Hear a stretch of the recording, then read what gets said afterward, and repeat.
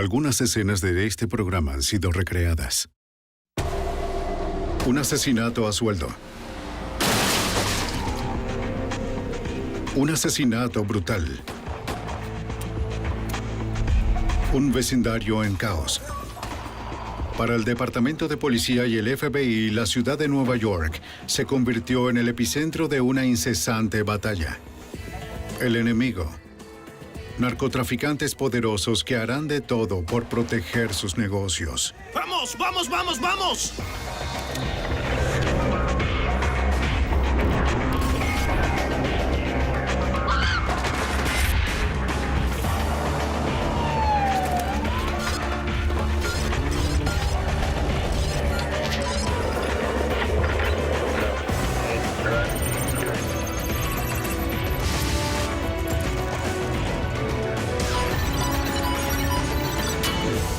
Los archivos del FBI. Medidas severas.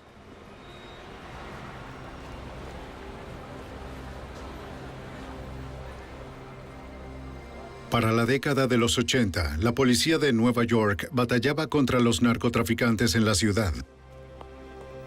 El sargento detective Mike McGuinness de la policía de Nueva York trabajó en el distrito de Queens.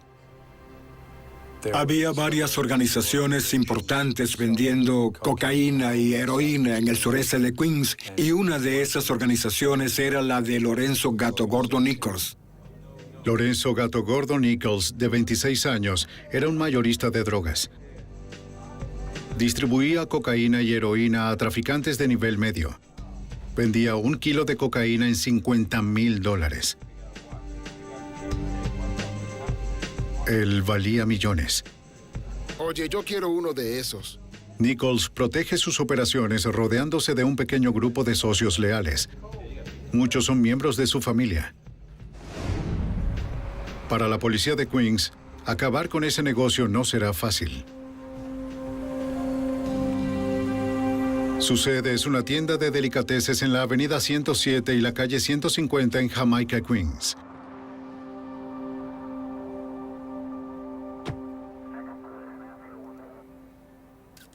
Habíamos realizado inspecciones en ese lugar, teníamos informantes.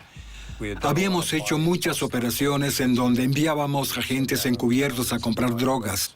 La zona era un problema constante. Pero en ese momento no podíamos presentar un caso contra Gato Gordo o cualquiera de los integrantes de su organización. Todo cambió en julio de 1985. Una de nuestras unidades obtuvo una información importante que nos permitió conseguir una orden de registro para la tienda de comestibles de Gato Gordo y para el apartamento que tenía arriba. El informante nos dijo que allí había armas, dinero en efectivo y numerosas drogas almacenadas. 2 detectives y yo fuimos a la tienda de comestibles. Revisé detrás del mostrador, caminé hacia la parte trasera y vi que había una luz encendida en la habitación de atrás, así que entré ahí. Había 3 hombres detrás de un escritorio grande y me di cuenta de que uno de ellos era Gato Gordo Nichols. Señores, pongan las manos en la pared. Pongan las manos en la pared. La policía pone a los hombres contra la pared. Pongan las manos en la pared ahora. Nichols se da cuenta de algo. Voy a revisar esta silla. ¿Entiendes? Bajo una toalla en la silla en la que Nichols estaba sentado. ¿Qué estás haciendo? Los detectives encuentran una pistola automática y un revólver. Eso no es mío, amigo.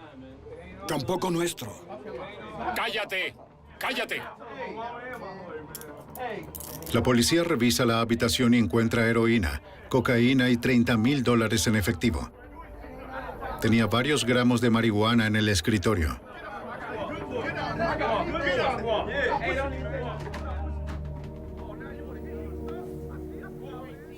Los agentes que fueron al departamento del segundo piso encontraron $150,000 en efectivo en cajas. Vaya, eso es mucho efectivo. Cientos o tal vez miles de bolsas de cocaína. Cocaína callejera envuelta en papel de aluminio. Heroína y más armas adicionales. Nichols es arrestado por posesión de drogas y armas. 24 horas después, está en libertad bajo una fianza de $70,000. Al momento de su arresto, Nichols estaba en libertad condicional. Así que se reporta ante su oficial asignado, Brian Rooney, para confirmar que el arresto no violara los términos de su libertad condicional. Le dice que solo estaba pidiendo un sándwich en el mercado. Debes esperar afuera. Necesito que te encargues de esto. Eso es ¿Sí? lo que trataré de hacer. Está bien, gracias. Solo toma asiento. Bien, gracias. Rooney llama a McGuinness para verificar su historia. Le dije que habíamos arrestado a Nichols en la tienda de comestibles, que tenía varias armas, pero que desafortunadamente hizo un acuerdo y seguramente se había ido. Y Rooney me dijo, no se fue, está sentado aquí afuera de mi oficina.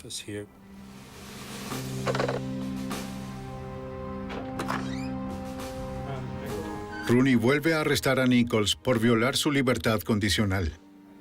Eso significaba que a pesar de que Nichols había pagado una fianza en el arresto que le hicimos, estaba violando su libertad condicional y no había forma de evadir eso. No existen acuerdos en esos casos, así que sin contar los problemas conmigo le debía 14 años al Estado. Estaba en problemas. Una semana después, McGuinness y Rooney testifican en la audiencia de Nichols. Describí de manera breve lo que había sucedido esa noche y el adjudicador inmediatamente continuó con su violación de la libertad condicional, es decir, que nos apoyaba. Tenía derecho a una audiencia más y luego regresaría a la cárcel por 14 años más. Pero el narcotraficante no tiene intención de que eso suceda. 2 meses después de la audiencia, el oficial asignado de Nichols, Brian Rooney, lleva a una compañera de trabajo a su casa. Conduce por Jamaica Sur, un vecindario de Queens. Él sabe que esa zona de Queens es peligrosa.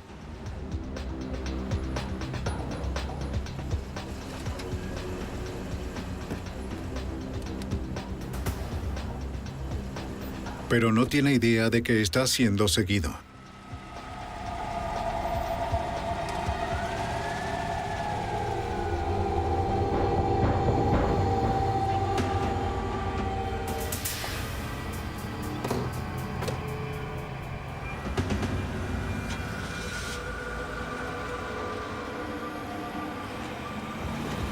De repente, un auto se detiene a su lado.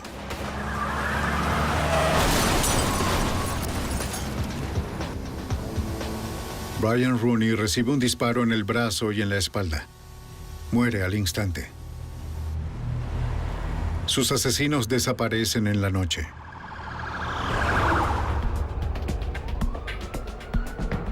La policía llega en minutos, pero no hay nada que puedan hacer.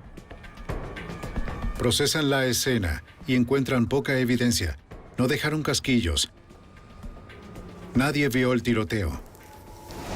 La noticia del asesinato llega al sargento detective Mike McGuinness. Un sargento que trabajaba en mi oficina me llamó y me lo contó. Dijeron que acababan de matar a un oficial en el Boulevard Sutpin y que era Brian Rooney. Era muy buen tipo y un buen oficial. Era una buena combinación de trabajador social y oficial de policía, lo que es necesario para cumplir con su puesto. La policía sale a la calle para reunir funcionarios y encontrar al asesino. El asesinato de Rooney es el último de una serie de homicidios en Jamaica Sur. Las pandillas de rivales luchan entre sí por el territorio y el control de las ganancias. La tasa de homicidios en esa parte de la ciudad donde se vendían las drogas estaba incrementando. Los tiroteos eran comunes. Los ciudadanos temían salir de sus casas y por esa razón no teníamos más remedio que acabar con esas pandillas. La policía planea e inicia la Operación Limpieza, una importante operación antidrogas a largo plazo. Traen a cientos de oficiales de todas partes de la ciudad. La operación se centra en los narcotraficantes del área de Jamaica, Queens, donde Rooney fue asesinado. La policía también bordea un vecindario cercano al Boulevard Sutpin, donde ocurrió el tiroteo. Oye, amigo, ven aquí un momento. Entrevistan a los lugareños esperando que alguien haya visto algo extraño el día en que mataron a Rooney. ¿Qué quieres saber? ¿Sabe del oficial que fue asesinado, cierto? Sí, escuché sobre el oficial que recibió un disparo. ¿Qué quieres saber? ¿Sabe algún nombre? ¿Escuchó algo en la Dos calle? hombres, es lo que sé. Dos hombres, Gato Gordo y ¿Es todo lo que me puede decir? Dos hombres. La policía descubre que dos hombres asociados con Lorenzo Gato Gordo Nichols fueron vistos en el área: Howard Mason y Perry Bellamy. Nichols tenía motivos para matar a Rooney. Los investigadores sospechan que pudo darle la orden a Mason y Bellamy de matar al oficial. En 1985, el oficial de libertad condicional Brian Rooney es asesinado en una calle de Jamaica Sur, Queens.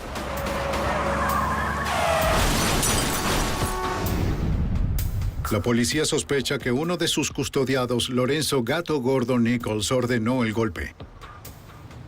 Mike McGuinness, ex sargento detective de la policía de Nueva York. Todos estábamos asombrados por la audacia que los asesinos tuvieron para matar a tiros al oficial. Creo que pensaban que si eliminaban a Rooney del cuadro, Nichols podría volver a las calles. ¿De dónde sacaron eso? No lo sé, pero eso es lo que pensaban. McGuinness sabe que él podría ser el siguiente, por ser el oficial que arrestó a Nichols. Miraba por encima de mi hombro, tenía cuidado, pero nunca dejé que me disuadiera de lo que estaba haciendo.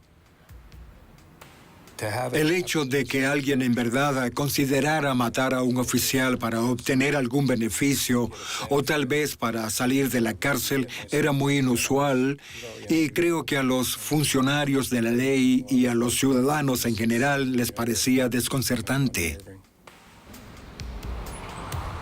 La policía sabe que Howard Pappy Mason, un teniente de la organización de Nichols, y Perry Bellamy, un asociado de Mason, fueron vistos en el vecindario la noche del crimen.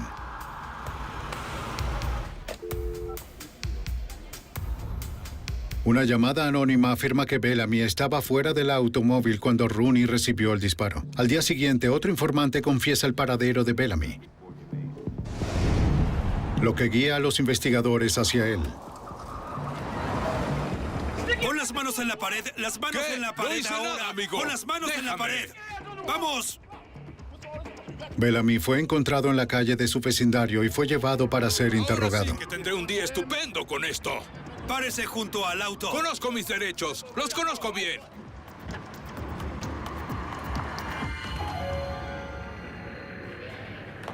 Admite haber visto a Rooney horas antes de ser asesinado. Estaba sentada en el auto con Rooney. Afirma que sabía sobre el atentado y que trató de advertirle. Por eso estaba en el área esa noche. Usted le tendió una trampa. Sé que si le pasa algo a... Después de horas interrogándolo, los detectives descubren que hizo más que advertir a Rooney. Mire, Bellamy revela que estuvo con Rooney en el auto la noche que fue asesinado. solo te vas a agregar más problemas tú mismo. Dice que Howard Mason le disparó a Rooney. Bellamy estuvo en la cárcel semanas antes del asesinato. Afirma haber escuchado a Nichols decirle a otro recluso que Brian Rooney iba a obtener lo que se merecía. Las autoridades acusan a Bellamy de colaborar con el asesinato del oficial Rooney. Luego los detectives rastrean a Howard Pappy Mason. ¿Qué sucede, oficial? ¿Cómo te llamas? Mason. Bien, pon las manos contra la pared de Oficial, Mason. por favor, yo... Serán solo unos minutos, ¿bien? En la bota del sospechoso encuentran una Derringer 22 cargada. Mason es acusado por asesinato y posesión de armas. Vamos, amigo, tengo cosas que hacer. Los investigadores ponen a los conspiradores tras las rejas. Pero no pueden probar que Gato Gordo Nichols les haya encargado el asesinato del oficial. Mientras la policía intenta construir un caso contra Nichols, que todavía está en la cárcel, su organización sigue creciendo. En 1987, la crisis de drogas ilegales en Nueva York va de mal en peor. una nueva droga sale a la luz. El crack se esparció por la comunidad. Nunca vi nada como eso. El agente especial del FBI, David Higgins, trabajó en casos de drogas en Nueva York. Para la preparación del crack, se tomaba una cantidad relativamente pequeña de cocaína y se combinaba con otros ingredientes para estirarla de forma considerable. De modo que algo que podría haberse vendido como 1 gramo por $100, ahora con esto el narcotraficante podía ganar unos $1,000. La droga se vende barata, tanto como $2 por vial, y es altamente adictiva. Para un barrio de clase trabajadora como el Jamaica Sur, el crack es la droga perfecta. Debido al alto nivel de adicción, los drogadictos necesitaban drogarse de forma muy seguida y por lo tanto trataban de encontrar todas las fuentes de ingresos que pudieran. Y como era de esperarse, también solían recurrir a delitos como el robo y como consecuencia el nivel general de delincuencia aumentó. La policía intensifica sus esfuerzos. Renombran la operación como Operación Queens. A principios de los 80, se formó un comando federal contra el tráfico de drogas en la ciudad de Nueva York para combatir a los narcotraficantes y distribuidores. El agente especial Richard Martínez fue asignado al grupo de trabajo.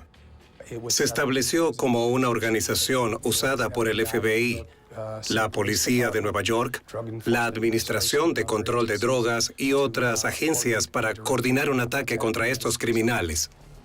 Está justo aquí, Jamaica Sur, ¿de acuerdo? El grupo de la organización se dividió en escuadrones y cada uno tenía su propia misión que cumplir. Nuestra misión particular era en relación a las ventas de cocaína, crack y heroína en la ciudad. El equipo investiga varias bandas de narcotraficantes en Jamaica, Queens. Sentimos que lo mejor que podíamos hacer por los ciudadanos de esa comunidad era empoderar lo más posible a este grupo que iba a perseguir a esos hombres. Tanto poder como fuera posible. Vender drogas en Jamaica Sur era un negocio lucrativo. Tener altas ganancias implican más competencia y más violencia. Casi la mitad de los delitos graves de la ciudad de Nueva York tenían relación con el crack. En octubre de 1987, un operador de taxis es asesinado por hacer declaraciones sobre un tiroteo. Un mes más tarde, un inmigrante de Guyana se queja con la policía de que en su calle venden crack.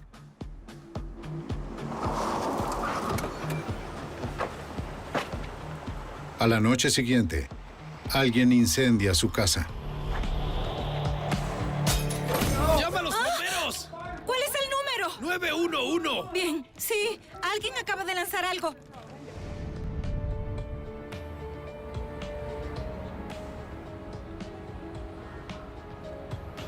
Se le asigna a los oficiales del precinto 103 en Jamaica Sur brindarle protección al testigo y a su familia. Pero las amenazas continúan. Thomas Goldbot, miembro de la organización de Nichols, se acerca al testigo en la calle. Goldbot dice que tiene 3 semanas para abandonar el vecindario o toda su familia morirá. Tú y tu familia muere, ¿me entiendes? Oí lo que dijo, señor.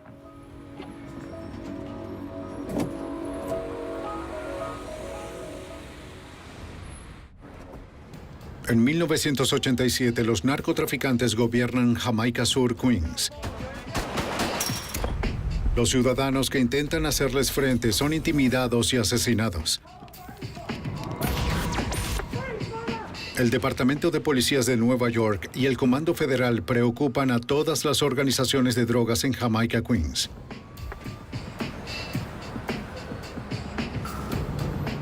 Hacen más de 2,000 arrestos por la venta y posesión de drogas en 4 meses entre octubre de 1987 y enero de 1988. A finales de enero de 1988, uno de los tenientes de Lorenzo Nichols, Thomas Mustafa Goldbot, es enviado a Ricken Island por amenazar al testigo guyanés.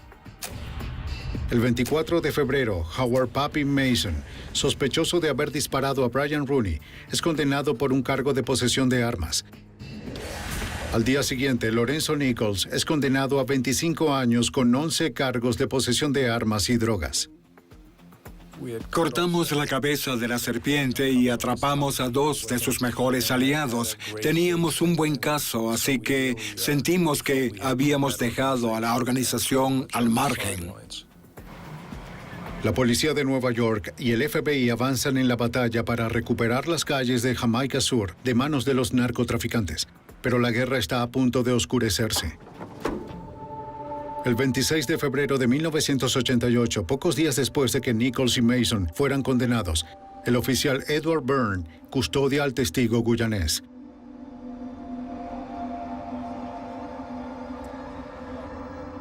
Incluso con el hombre que amenazó a su familia en la cárcel, el testigo sigue recibiendo amenazas. Byrne es un novato, solo tiene 22 años. Debía ser una noche rutinaria.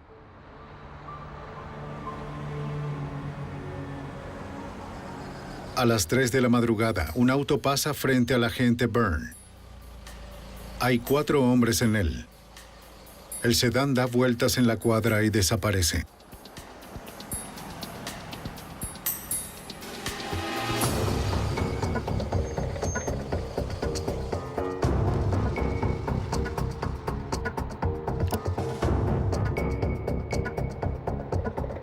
Veinte minutos después, 3 hombres se esconden detrás del auto del oficial Byrne.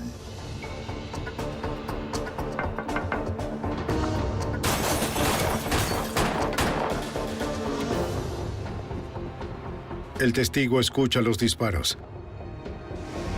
A las 3:28 de la mañana, un operador informa, oficial caído en Jamaica, Queens. La policía llega a la escena en minutos. Las ventanas delanteras de la patrulla del oficial Byrne habían sido abaleadas. El novato estaba muerto. Todos los oficiales reaccionan al suceso. Cuando un policía es asesinado, todo lo tomamos como algo personal. El testigo bajo protección le dice a la policía que escuchó disparos y que vio a varios hombres subirse a un auto marrón que se alejaba a toda velocidad.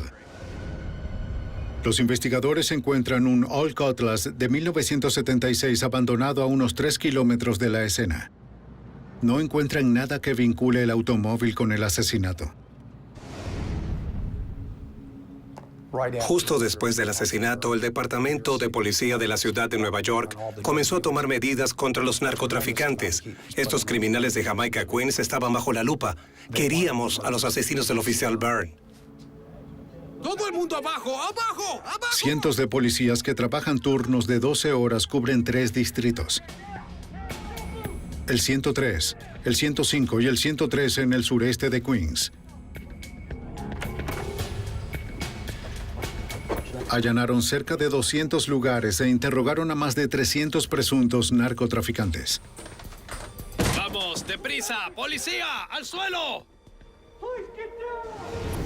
Los investigadores creen que Lorenzo Nichols ordenó el asesinato de Brian Rooney desde la cárcel. Y el testigo que el oficial Byrne estaba protegiendo tenía vínculos con la organización de Nichols. Nichols es un sospechoso obvio. En el momento del asesinato del agente Byrne, varios miembros del comando del FBI investigaban a un narcotraficante de Queens vinculado a la organización de Nichols. Lo que hicimos fue cambiar de enfoque. Investigábamos a la organización Smith, que tenía tratos con varios asociados de Nichols. Nos movimos a toda máquina. Logramos investigar la organización de Nichols porque las mismas personas que nos informaban sobre la organización Smith nos daban datos del negocio de Gato Gordo. Nos enfocamos en los miembros de la organización que seguían en las calles dirigiendo sus grupos de contrabando de drogas. Para entrar en la organización, los investigadores preparan un arsenal. Establecen compras de drogas encubiertas. ¡Al suelo, FBI!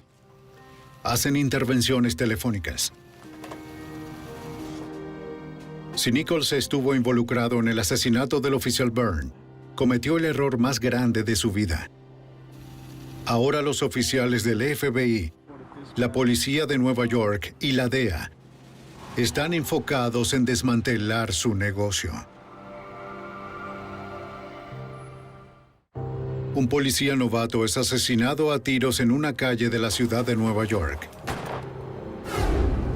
El oficial de 22 años, Eddie Byrne, protegía a un testigo de la peligrosa pandilla.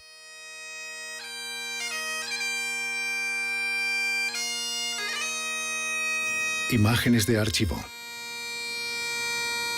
El 29 de febrero, el oficial Eddie Byrne es sepultado. 10,000 policías asisten al funeral. Imágenes de archivo.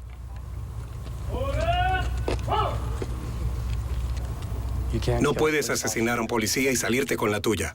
Agente especial Richard Martínez. La policía reaccionó rápido. Nadie puede matar a un policía y salirse con la suya. El alcalde de Nueva York, Ed Koch, jura encontrar a los responsables. Se ofrece una recompensa de $10,000 por información que lleve a la condena de los asesinos. La comunidad está indignada. Tras años de intimidación, están hartos de los narcotraficantes. Agente especial David Higgins. Los tiroteos podían suceder a cualquier hora del día. Muchas veces transeúntes inocentes del vecindario eran víctimas de las balas perdidas. Recuerdo que hubo varios casos resaltantes para la comunidad en los que murieron niños a causa de los tiroteos. La policía instaló una línea directa. Respondían unas 400 llamadas cada 8 horas. En pocos días, la recompensa asciende a $130,000. 3 días después del tiroteo, una llamada anónima informa de un posible culpable. Un detective convence al informante de reunirse. El informante anónimo dice que el asesino es Todd Scott. La policía reconoce a Scott. Es un sospechoso en el asesinato de una prostituta. Los detectives van en busca del sospechoso. En el departamento de un familiar encuentran un testigo dispuesto a hablar. Dice conocer a los participantes del tiroteo. Él estuvo presente cuando se planificó el golpe y sabe quién lo ordenó.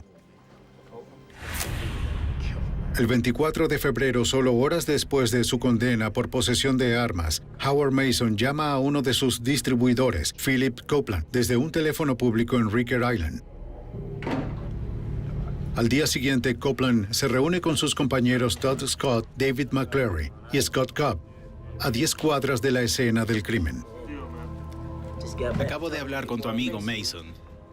Copeland les dice que el jefe está loco. Les ordenó matar a un policía, a cualquiera. Tenemos que matar a un policía. El precio del contrato fue de $8,000. Quiere hacerlo, pero hay que eliminarlo. Según el informante, los hombres se sortearon para elegir al atacante.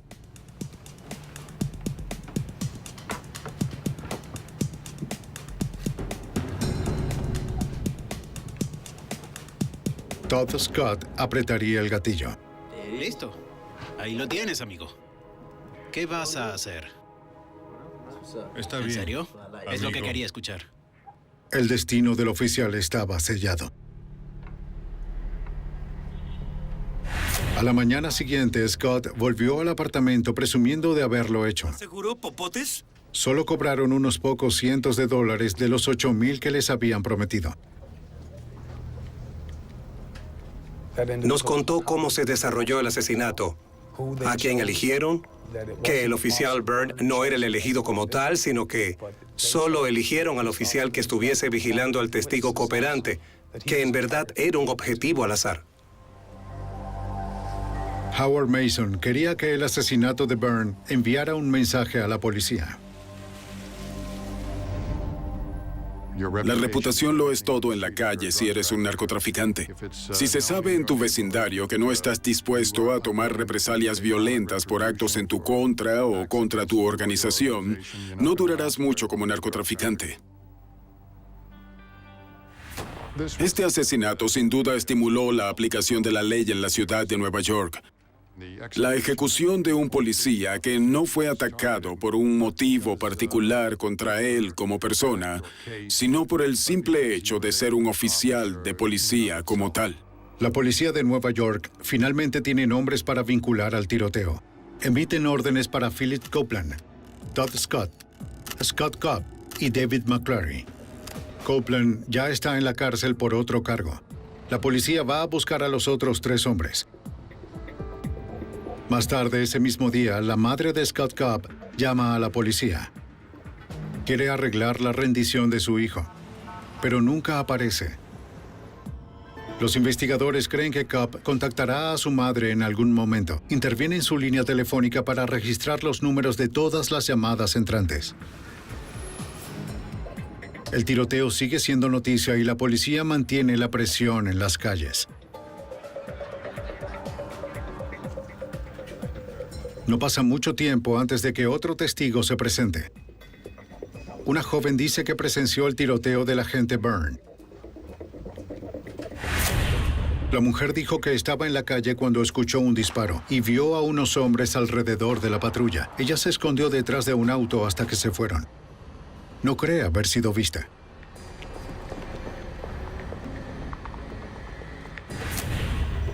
Le muestran algunas fotos a la testigo.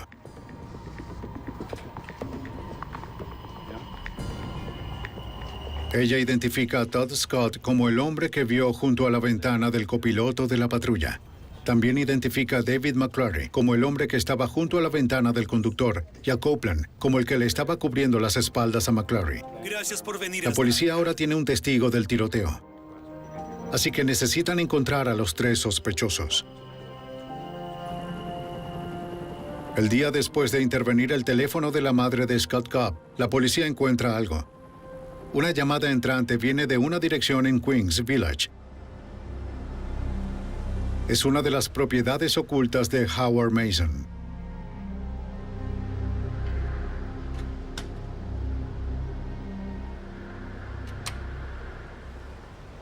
El 3 de marzo, menos de una semana después del asesinato de Byrne, los detectives encuentran a Scott Cobb. ¡Hey, señor!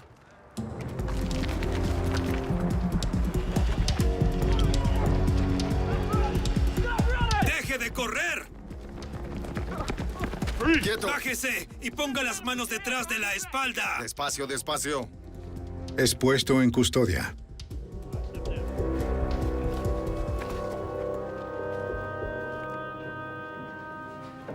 La policía revisa la casa. Encuentran a Todd Scott en el sótano.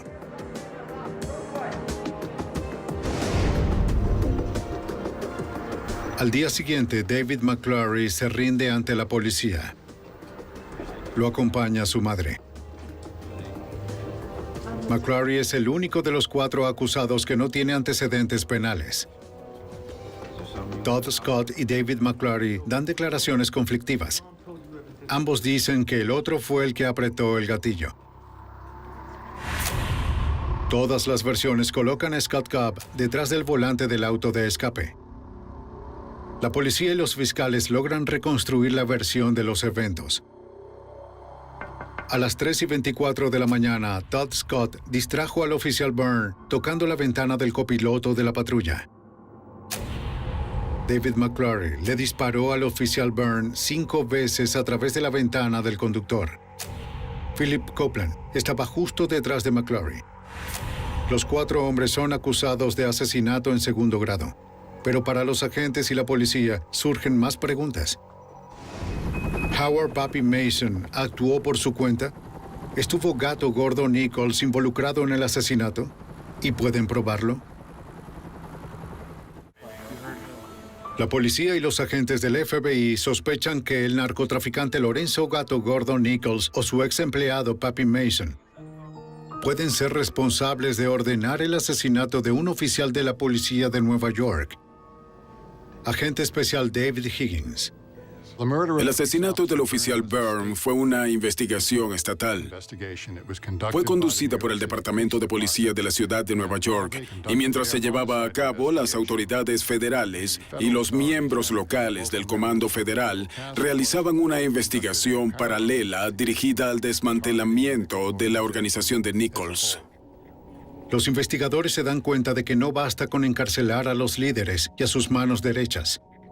Si esperan detener la violencia, deben destruir a las pandillas.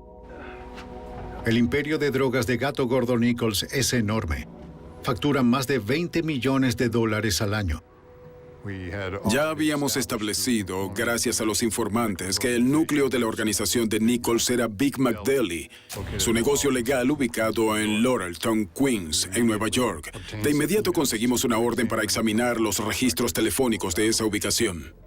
Para investigar esta gran y peligrosa organización, el FBI opta por intervenir teléfonos. El agente especial Richard Martínez es el líder del caso. Solo ese tipo de tarea puede recopilar información sobre conspiraciones importantes. Cuando un agente encubierto trata casos de compra de drogas, involucra a una o dos personas. Para acabar con una organización, se necesita una intervención como esta. Los agentes intervinieron las oficinas centrales de Nichols, pero se toparon con un problema. Los sospechosos involucrados en la organización de Nichols estaban tan paranoicos con respecto a la presencia policíaca en el vecindario, como consecuencia del tiroteo que terminó en la muerte de Byrne, que pensaban que la policía intervendría sus llamadas. Así que optaron por cambiar su ubicación actual a una nueva. Los agentes se enfocan en la familia de Nichols. Tras el tiroteo, el FBI comienza a escuchar a la hermana de Lorenzo Nichols. Sabíamos que muchos distribuidores de nivel medio trataban con la hermana, así que intervenirla a ella era buena idea. Hablaba con Lorenzo Nichols. Hacía negocios con aproximadamente 12 distribuidores de nivel medio. Le pasaba instrucciones o conversaciones de los narcotraficantes a Lorenzo Nichols.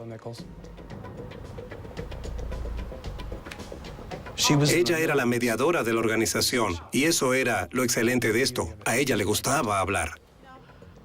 La hermana de Nichols teme que alguien la esté espiando. Necesito deshacerme de él. Me está causando muchos problemas. Todos los días decía, mi teléfono está intervenido, no hables, pero se daba la vuelta y hablaba. Por un día. A veces dejaba el teléfono descolgado,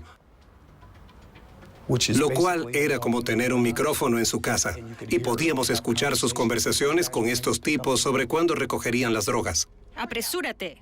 Anda. Durante la intervención telefónica, el FBI intercepta una llamada clave entre Nichols y su hermana. Hablan de Papi Mason.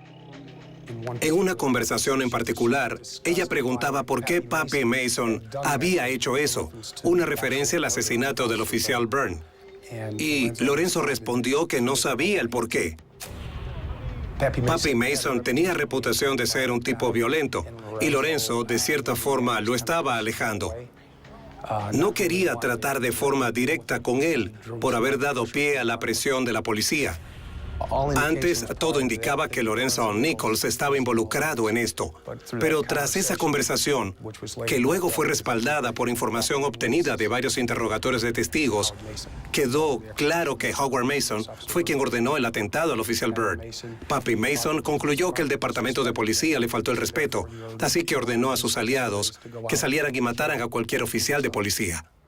Nichols no estuvo involucrado en el asesinato del oficial Byrne, pero sus operaciones criminales siguen creciendo y distribuyendo a pandillas muy peligrosas. Pudimos confirmar, gracias a la intervención telefónica, que de hecho Lorenzo Gato Gordo Nichols se estaba comunicando con los miembros principales del narcotráfico. Cada 1 o 2 semanas, un grupo de individuos del cártel iba a reunirse con él para recibir las órdenes sobre el manejo de las operaciones de manera personal. Los agentes colocan un micrófono en la sala de visitas de Rikers Island.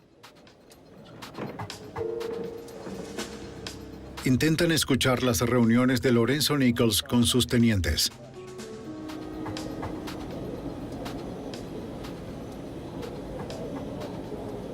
Desafortunadamente, la calidad del sonido es demasiado pobre para escuchar. Agentes y policías siguen construyendo el caso. Descubrimos sus métodos de distribución, también sus métodos de preparación de drogas. Pudimos identificar algunas de sus fuentes de suministro. ¿Quién se estaba comunicando con quién? ¿Cómo se hizo? ¿Cuál era el nivel de su contrabando? ¿Cuáles eran algunos de sus clientes? Y así logramos dilucidar una jerarquía clara de la organización. Sí. Seguimos realizando inspecciones relacionadas con la información que recibíamos de los teléfonos. Pero la vigilancia es difícil. La mayoría de los traficantes de drogas exitosos son expertos y saben los procedimientos de la policía.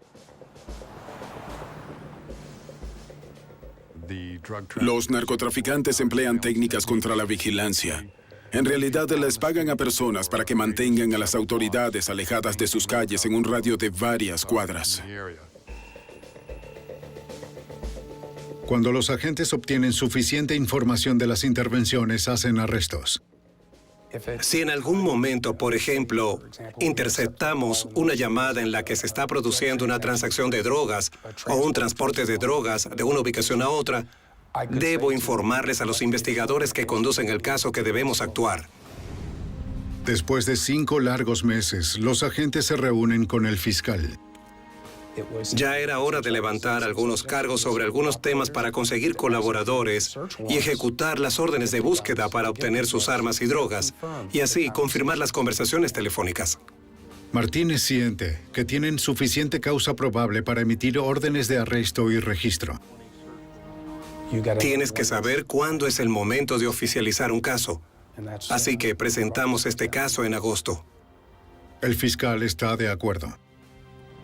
Es hora de acabar con la organización de Nichols. Tras 5 meses de investigación, el agente especial Richard Martínez planea una peligrosa operación de arresto. El objetivo es desmantelar por completo la organización criminal. El jurado necesita escuchar 3 cosas para probar la culpabilidad. 1, un testimonio de alguien de adentro, un colaborador. Como investigador, quiero proporcionar grabaciones de los participantes en sus actividades diarias. Y por último, la evidencia física. La operación de arresto atacará en más de 20 lugares. Los agentes creen que las órdenes de registro les darán la evidencia física que necesitan, armas, drogas y dinero. También tienen órdenes de arresto para 38 individuos implicados. Esperan que algunas de estas personas se conviertan en cooperadores. Cuando un jurado tiene a un colaborador, conversaciones que han sido registradas a través de intercepciones o de manera consensual y evidencia física, y todo indica lo mismo, solo hay un veredicto que un jurado puede declarar, y es culpable. Los agentes preparan las declaraciones y coordinan los 400 cuerpos necesarios para la operación. Todos los involucrados entienden los riesgos. Siempre hay peligro cuando ejecutas órdenes de arresto y de registro. Nunca sabes cómo va a reaccionar la persona. Es por eso que debes ir bien armado, bien equipado y con suficiente gente para controlar el escenario, para minimizar esa violencia potencial. 11 de agosto de 1988. Las declaraciones fueron redactadas. Se emitieron las órdenes de detención y registro. Los equipos están listos. Todo está en su lugar. Todos saben lo que van a hacer. Se sabe a quién hay que capturar. Se sabe a dónde tienen que ir. Así que es hora de proceder.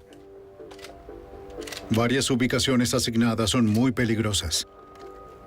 En este caso, desplegamos 3 equipos SWAT en 3 ubicaciones en las que pensamos que podrían haber reacciones violentas.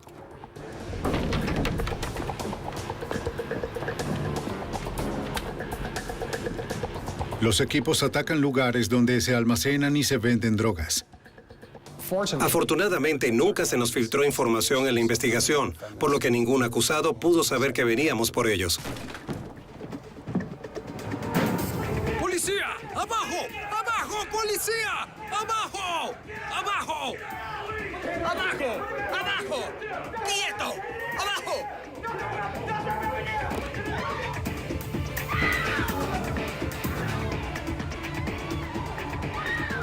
La hermana de Nichols se sorprende con el equipo de arresto. Reacciona con ira. Esta fue una investigación única en la que participaron las madres de los sujetos principales del caso. Mi hijo no está en problemas. Tengo que tener mi... La madre de Lorenzo Nichols estaba involucrada. También la madre de Howard Mason. A esta última la arrestamos con 1 kilo de crack y una pistola en su residencia. Tengo...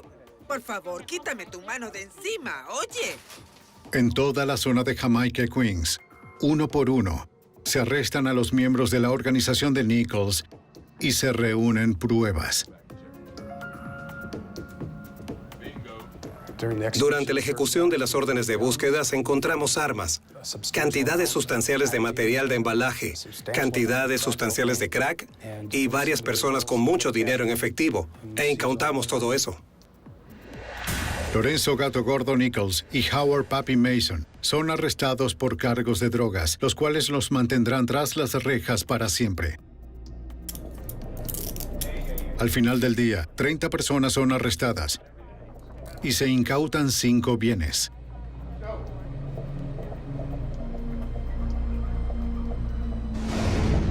La hermana de Nichols y otros individuos claves en la organización deciden cooperar. Necesitas contarnos. Tienes que ayudarte a ti mismo. Piénsalo. La multimillonaria y violenta organización de drogas es efectivamente destruida. Para Lorenzo Nichols fue el asesinato del oficial Edward Byrne, un asesinato con el que no tuvo nada que ver, lo que hizo que su imperio cayera. Este caso desmanteló la organización de Lorenzo Nichols. Lorenzo fue a juicio y fue condenado. Todos los miembros de dicho negocio fueron acusados, condenados y finalmente encarcelados. En 1992, Lorenzo Nichols se declara culpable de ordenar el asesinato del oficial Brian Rooney. Ese mismo año, el caso de Rooney se desarrolla sorprendentemente bien. Randolph Lucas es arrestado por un cargo no relacionado y confiesa su participación en el crimen. Afirma que su hermano Eric condujo el auto y que él mató a Brian Rooney. Fueron contratados por un asociado de Nichols para lastimar al oficial, pero se asustaron y lo mataron a tiros. Nadie sabe por qué Perry Bellamy afirmó haber estado en la escena esa noche, ni por qué dijo que vio a Howard Mason dispararle a Brian Rooney. La operación antidrogas de la policía de Nueva York y del FBI dirigida a los narcotraficantes de Queens tuvo un efecto contundente en los delitos relacionados con drogas en Nueva York. El agente especial del FBI, David Higgins. Los casos del Comando de Nueva York enviaron el mensaje a las calles de que al final el crimen no paga. Si va a involucrarse en el narcotráfico en Nueva York, en última instancia se enfrentará a la justicia en un tribunal federal. Creo que ese mensaje resonó en las calles porque la tasa de criminalidad y violencia en Nueva York y en otras ciudades importantes del país se redujo significativamente en la década de 1990. Y creo que eso pasó debido a los excelentes casos que cerramos. El nombre de Brian Rooney fue añadido como un tributo a los oficiales de libertad condicional que han muerto en servicio. Una fundación fue nombrada como el oficial Edward Byrne. Su legado es la destrucción de una organización mortal que amenazaba a los vecindarios que juraron proteger.